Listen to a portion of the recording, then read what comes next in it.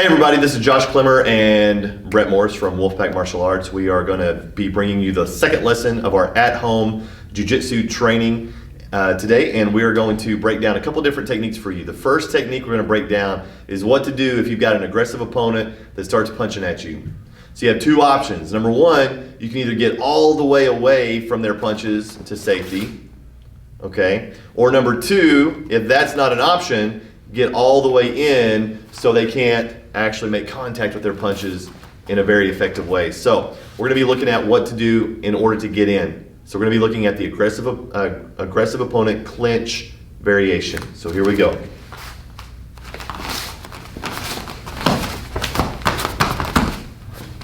All right, so let's break that down.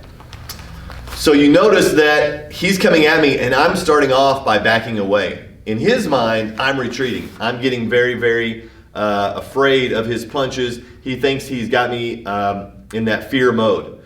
So in reality though, what I'm doing is I am drawing him in, because anytime you go in for a clinch, you can't rely on your speed alone to be able to get in there quickly. If he's standing still and I try to rush in, he has time to see me coming or to just get away. So that doesn't allow me, and a lot of people will make the mistake of trying to shoot in for the clinch while they're going away, okay? They might be backing up and I'm trying to chase him for the clinch. Well, let's be honest, if you're trying to chase the bad guy, how aggressive is the bad guy really being? So the most commonly effective way that we're gonna achieve the clinch is when they're coming at us. We almost give them a false sense of achievement when we back up and they're coming at us. So what happens is as we back up and they're moving towards us, when we go in for the shot as they're coming towards us, we amplify the effectiveness of our clinch, because now we not only have our speed, but we have their speed as well, which makes us even faster. So it's very important to have that timing down. So what we're gonna do is we're gonna start off 2 arm lengths away. So if you have a partner, you can put your arms out and make sure you're fingertip to fingertip. If you don't have a partner, then you don't have to worry about that, obviously. So just imagine, you can hold your arm out and just imagine that they're at least that much farther away.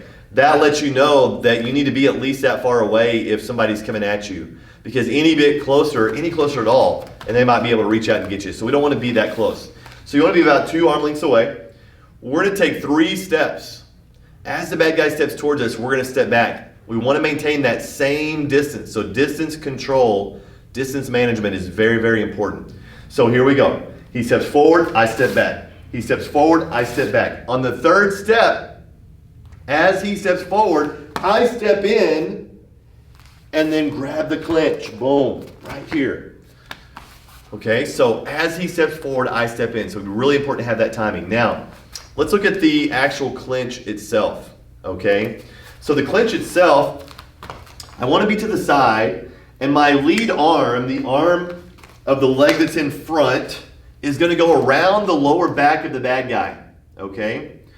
My back arm is going to grab my wrist. Put your arm down, please. It's going to grab my wrist and pull his hips into me. My ear is going to be down on the chest, and my hips are going to be nice and close. Now I want to have this 45-degree angle to the bad guy. If his other leg's in front, that doesn't matter. So switch legs here. So yes, it doesn't matter if that leg's in front, that's okay. It doesn't really matter because I want to be on the 45-degree angle. I don't want to be too far. If I'm way over here, he might get me in a headlock or something worse. So we don't want to be too far to the side. We don't want to be really in the front either because we're not going to have the control that we want. So we want to kind of just be at that 45-degree angle to the bad guy. Now, what kind of a grip do we want? We want to have a monkey grip. So no thumb, a thumbless grip. We don't want a thumb, we just want to loop over.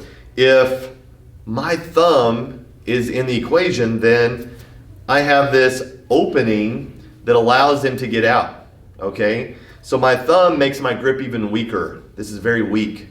So instead of this, I want to hook over my wrist to keep them. So watch, as I'm holding, if I hold incorrectly and he pushes on me, it slides right off, okay? Go ahead and switch legs for me, please. So, but if I'm here and I've got the back arm, the backhand over my wrist, Now as he pushes me, I've got a really tight hold, really nice and tight hold. So the last detail on keeping that closeness is your hips. Make sure that your hips stay nice and tight to the bad guy. So as we're here, if my hips are way out here, this is really ineffective. It allows knees and all sorts of things to happen. So I want to keep my hips in nice and tight, my ear down on the shoulder, and hold the bad guy close. If you have a partner and they start pushing, you can kind of move around with them and just make sure that you're staying nice and tight the entire time, okay? Don't let yourself work around to the side. So from the top, we're right here, fingertip to fingertip. My hands are up always. As he steps forward with the front foot, my back leg steps back. Boom. 1, 2, 3. Look at the cover, guys. Look at the cover. Probably the most common mistake in this technique is that people fail to get an effective cover the entire time. You need to put your hands up here on your forehead, elbows pretty close together, just in case one punch slips through, you're able to protect yourself effectively. Most people though, or the most common mistake people make is that they will release that block before they get there. They try to release and grab. So they'll get to like right here and they'll release as they go to grab. No good, no good. So make sure that you hold this until you get all the way in, make contact, then release and get your clinch, okay? So really effective with the hand placement, with the timing of your step. So if I'm by myself, I'm right here. 1, 2, cover. 3, I make contact. Then I reach around, readjust for my angle, my 45-degree angle. Get my thumbless grip, hold them in tight, hips in, ear down, and just hold, okay? So go through this a couple times, make sure that you have the footwork down, make sure that you have the correct hand placement, hips are close, everything is nice and close. Any more details you want to add to that? Very crucial on the steps themselves. Notice that we're matching the steps, not just stepping with them, but stepping the distance as well. So if we're right here, and he starts to, if I'm stepping super wide and he's stepping super narrow, and we do all three, we go 1 and 2, I'm already right here, he's already in the range that he doesn't want to be. And same thing if he steps too wide and I'm stepping too narrow. Right here, I step and step. That's way more distance to make up than what I need to be. So really making sure you're matching the steps. And bad guy. Safety tip, if you have a partner, the bad guy, whenever you step in for that third and final, open hand palm. Just right to about head level. Now I know he's gonna be going down, but that doesn't mean I need to be doing this as he comes in. Right at head level where he is now, open hand safety for the partner. Yeah, we don't need to be popping any stiff jabs out there to our partner. So very, very good points. Making sure that, just making sure. Now, keep in mind that in reality, if you're defending yourself against a bad guy, you're not going to be having this very scripted 1, 2, 3 type of a stepping. Should have stepped in on that third one. But we are practicing just the basic fundamentals of it. In reality, you're gonna have a bad guy coming at you and you're kind of just keeping the distance, kind of keep the boom, and then you rush in when the timing is right. So we wanna make sure that we understand the difference. You might just be standing here like talking to your friend and this guy comes up and you kind of notice him out the corner, boom, and you have to get in for the clinch. All of a sudden, you notice somebody aggressive coming at you and you just have to respond very quickly. So there are a couple of different scenarios when closing the distance against an aggressive opponent might be necessary, so just be aware of that. We understand that this 2-arm length, very scripted stepping is not necessarily how it's going to go down the streets, but it's a starting point for you to get the reflexes necessary so that you can understand how to apply it in a variety of different situations. So if you're by yourself, just do it a couple of times, make sure that you understand the stepping on it. If you've got a partner, then alternate. You do it once and your partner do it once. Just make sure you guys are giving each other feedback, and if you have any questions, shoot them to us through email or text message or on Remind or through Facebook, just whatever mode you want to get to us, and we'd be happy to answer your questions, okay? So go through this a couple times, make sure you got it down, and then we'll be ready for our next technique.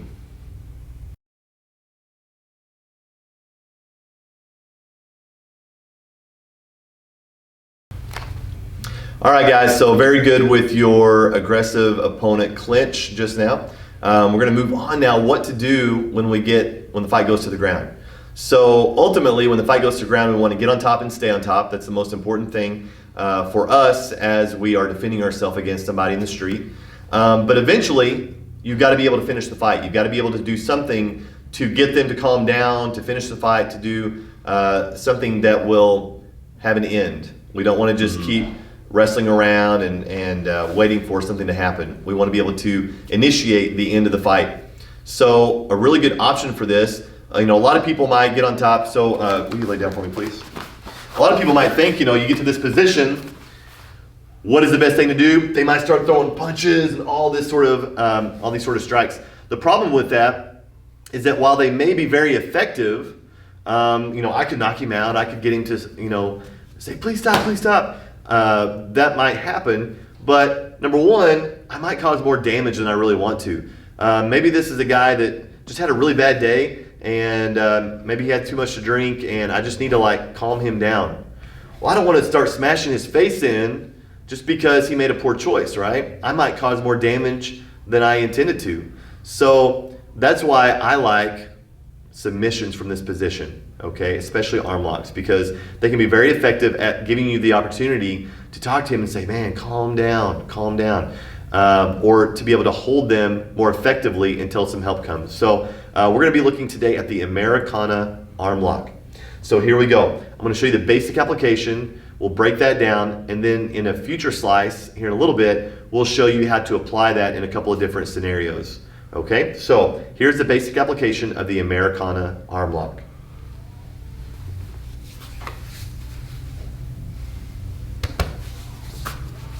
So let's break down what we just did there. So it looked very simple, and it is pretty simple, but there are a few specific details we need to make sure that we have.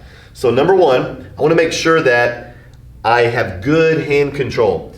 So my hand that's coming across my body, the one that's coming across, is going to grab the wrist. The hand that is closest to the arm I'm attacking is going to go on the elbow. So just like I'm about to push, just this way with both hands, I'm going to push the arm down. This elbow that's grabbing the wrist is going to go into the neck. My other hand is going to go palm facing up, and I'm going to go through the hole between my arm and his arm and grab my own wrist. From there, I'm going to slide his hand south.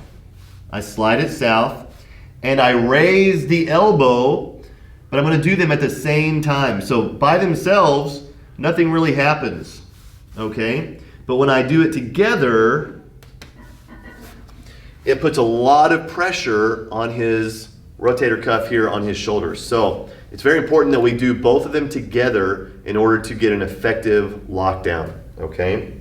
So from this position, my arm that comes across my body goes to the wrist. Now notice I'm not using a thumb. I'm using a monkey grip. So I put it down on the ground, and I want to have very effective wrist control by curling that wrist downward. If my wrist isn't very effective, he can just straighten his arm and neutralize the arm lock. So from this position, I want to make sure that I've got really good wrist control. Really curve that wrist downward. So now when he goes to straighten it, boom, I've got much more leverage here.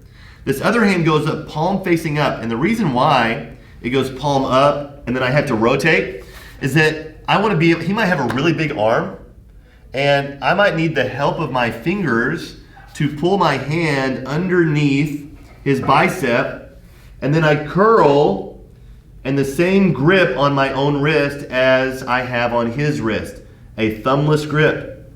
Now I simply slide and lift. You notice it doesn't take very long. And I want to keep the back of his hand on the ground. Sometimes people call this a paintbrush because it's like you're painting the ground with the back of your partner's hand, okay? So one more time, I put my hands on his arm, wrist and elbow. Push it down, my elbow goes to the neck. My palm facing up works underneath his bicep. I curve it over. I want to keep my head down just in case he tries to poke my eyes or punch me in the face. He can punch me in the back of the head a little bit here, but ultimately it's not really going to do a whole lot of damage. So I'm not really concerned about that. Now from here, making sure I keep the back of my partner's hand on the ground, I just slide and lift.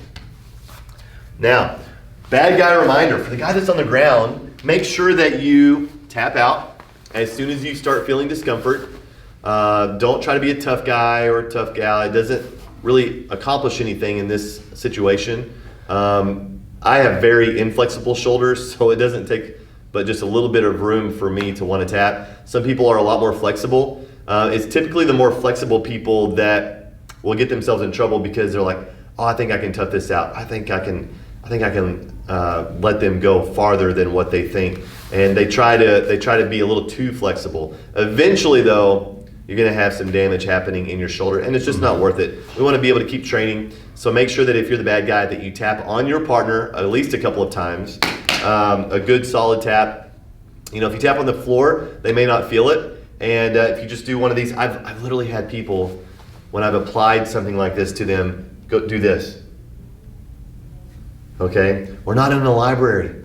You don't need to tap them like you're trying to borrow a book from the library, okay? Just tap on them, wherever you can. If something happens that your arms are occupied, tap your foot, do something, use your voice, say tap, tap, tap. Make sure your partner knows that you're ready for them to stop. And if you're the partner, make sure that you stop immediately. As soon as they tap, you stop, okay? So, go very, very slowly. We cannot emphasize this enough. Go so slowly that it's impossible for someone to get injured, okay? For the bad guy, or for the good guy, make sure that you understand that it only takes a little bit for some people for it to start causing damage. So go so slow and communicate with your partner.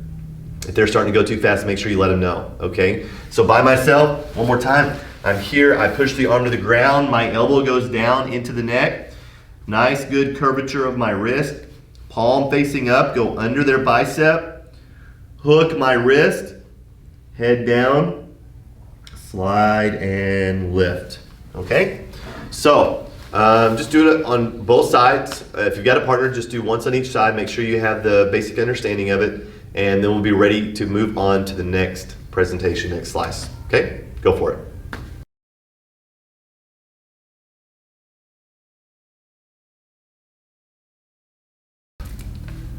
Okay, everybody, great job on the basic application. And now that we've talked about the basic application, let's go ahead and talk about how to get there. So in a scramble, in a fight, you always want to end up on the top, what we call the mount position.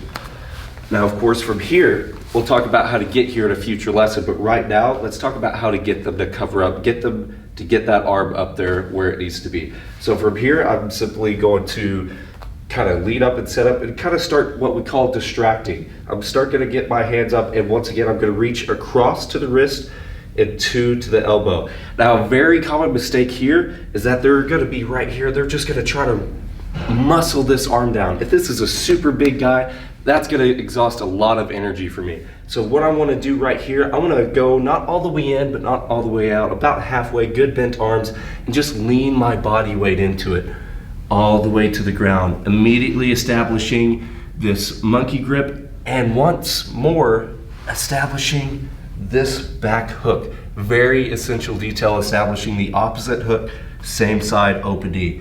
Head down, palm up, wiggle underneath, monkey grip, paintbrush nice and light. I shouldn't be dragging his wrist into the ground, really wrenching it and scuffing up that wrist onto the ground. What I really want to do, like we talked about earlier, is a paintbrush nice and light, lift as I pull.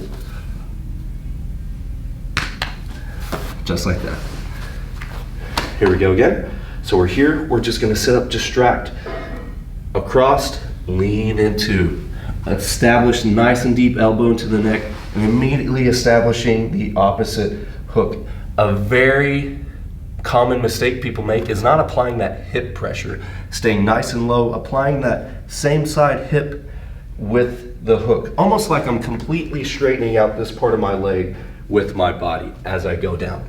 So from here, hook, head down, and I'm gonna wiggle up underneath. From here, my partner is gonna start off lightly, just kind of testing that hook.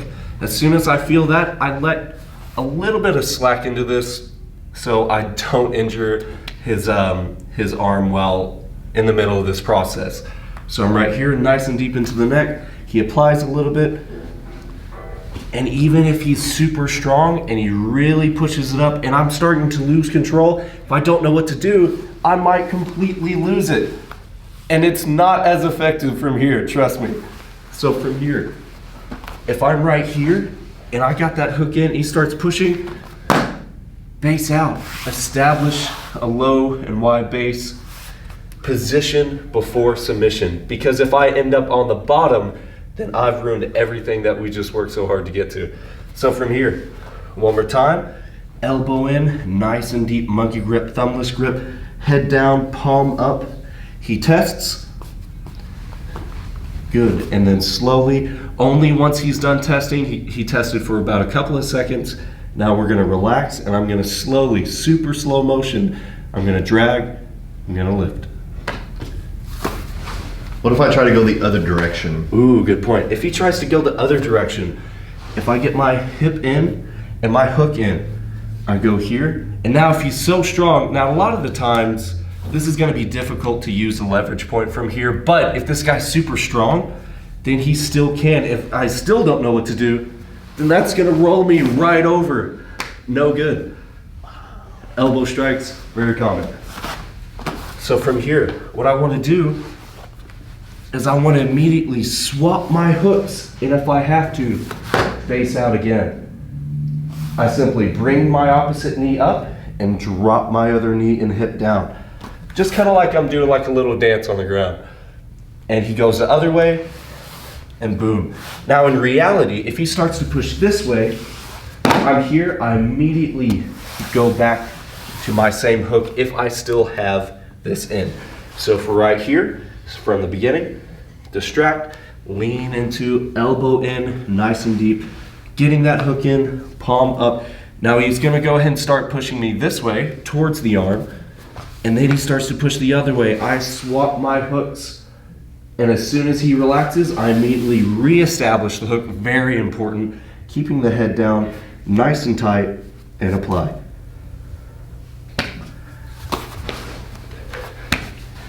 Cool.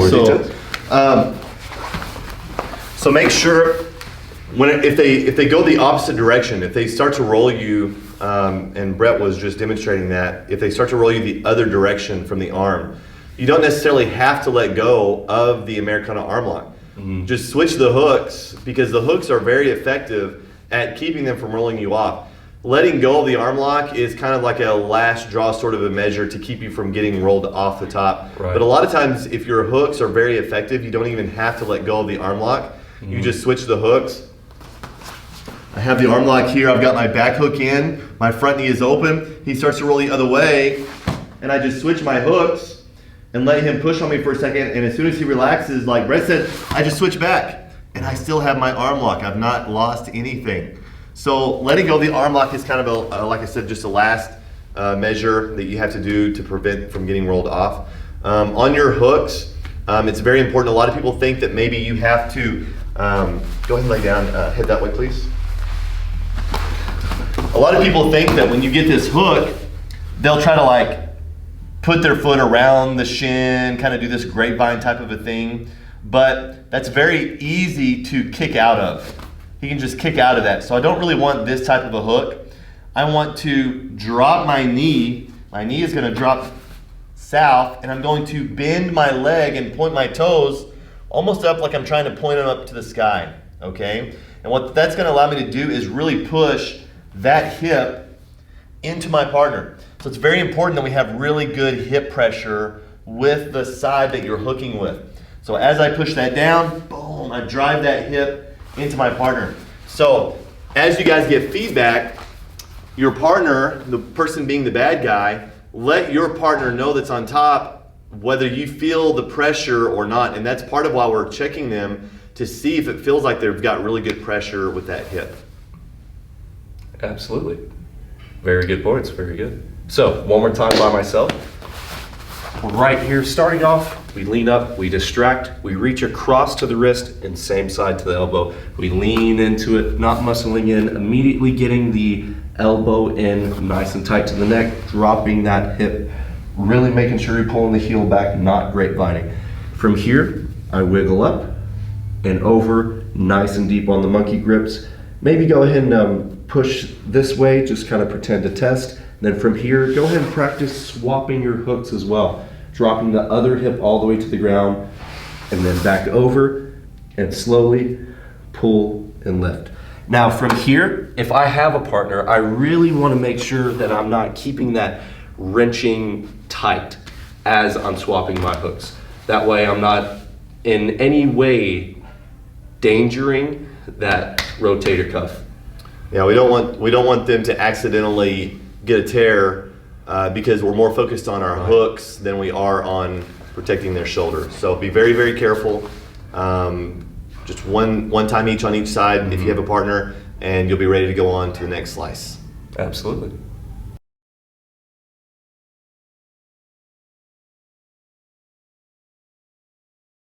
All right, guys, so now we're going to move on to the final variation, and that is when the bad guy sometimes gives you their hand for you. You maybe have them in a more of a controlled situation like a neck hug, and you've already got your hook locked in place or not, but maybe you've ended up on top and you've got them in this neck hug type of a situation, and we're going to see how to finish it from that position. So, if you lay down, please.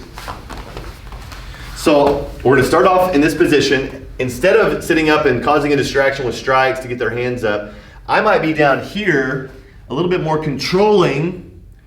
I might already have my hook in. I've got him in this neck hug position. So from this position, we're going to finish it from here.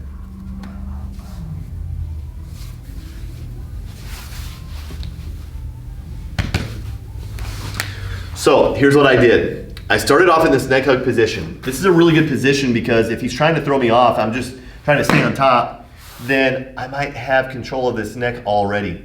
So instead of letting go of this good control position to sit up and try to get the standard variation, I'm just gonna go from right here. So I can cause, I can cause a distraction. I can kind of slap to the ear, whatever. I'm gonna grab the bad guy's arm with a thumb full grip and feed it to my bottom arm. My bottom arm is palm facing down, and I can use a thumb full grip in this situation, okay? From here, I go ahead and go underneath, just like before, and grab my wrist. Again, I can use a thumb full grip right here. But if I try to finish it from here, it's not effective because my arm is kind of trapped underneath his head. So from this position, I loop my arm around his head and my elbow goes into his neck. I release my thumbs, get my good curl, my good curve with my wrist, get my back hook in, and finish the arm lock from there. Boom. So it's very important that although we're starting with a thumb full grip, that we release those thumbs as we apply the application of the technique. So I'm here, boom, cause a distraction, grab, feed, go under the arm, grab my wrist, loop the elbow around the head, elbow in tight, release the wrist, make sure I get my hook in, head is down, and then slowly slide and lift, okay? So this one is essentially, it ends the same after you loop that elbow around, but that's probably the most common mistake people make is that they forget to loop that elbow around. They get caught up in the moment and they feel like they have the Americana secured and they try to go for it, but then they forgot to loop the elbow around. So make sure that elbow goes around the head and that we finish it correctly, okay? Make sure the elbow is in tight. Very important detail when we're here. A lot of times if we have this elbow too far away, that gives him enough strength because it allows his arm to be a little bit more open.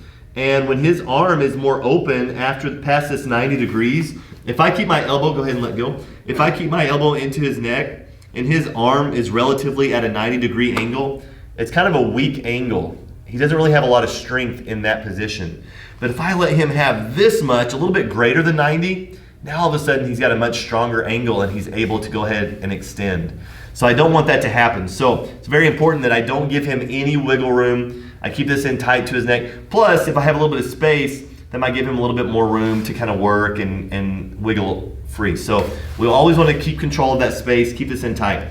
So we're gonna start off from here, distract, grab, feed, go underneath, grab my wrist, loop around the head, thumbs are released, get my hook in, head is down, and then slide and lift. Boom. So by myself, I'm here, I start off, got the neck hug, distract, grab, feed it across, go underneath. Look, I'm using a thumb full grip. I go around. As I go around, I can go ahead and sink that hook in. Release my thumbs, head is down, slide and lift. So, just like before, go super slow, and you guys should be ready to rock and roll. Do it on each side, take turns, and help each other out. You know, give each other some helpful tips, and be good partners. Okay. If you don't have a partner, again, just feel free to contact us and ask any questions you want to have. Okay. Go for it.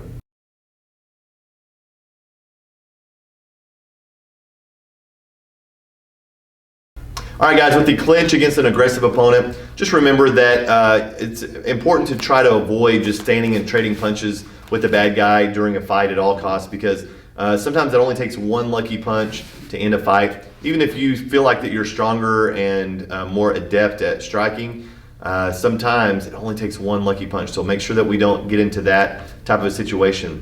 Establish the clinch. Make sure that, you know, it may not always be predictable. It may be something that is like a surprise attack. Either way, use the same strategy. Cover up, get in tight, get the clinch, and control that distance, okay? We'll learn some different takedowns from that position in some later lessons. When it comes to the Americana arm lock, let's just make sure that we are being really careful with our partner, but as you're applying this in the street, if you ever have to use it, remember that this is a great option to be able to apply as little or as much damage as you feel like is necessary in that type of situation. So it's a great option for you in any kind of situation if you can apply it, to be able to decide at that point how much you need to apply on the pressure. Absolutely, absolutely. And when it comes to the clinch of the aggressive opponent, commit to that action, bite your teeth, go for it, don't think twice, and don't give up halfway through. If I come all the way in, don't back out of it then. You're there, you're committing to it. The worst place you can possibly be is right there, that close, giving them the distance they need for powerful from the back punch. Yeah, so just if you go for it, go for it. Go for it. No turning back. So perfect these techniques and you guys will be ready to go on to the next lesson. Have a good day.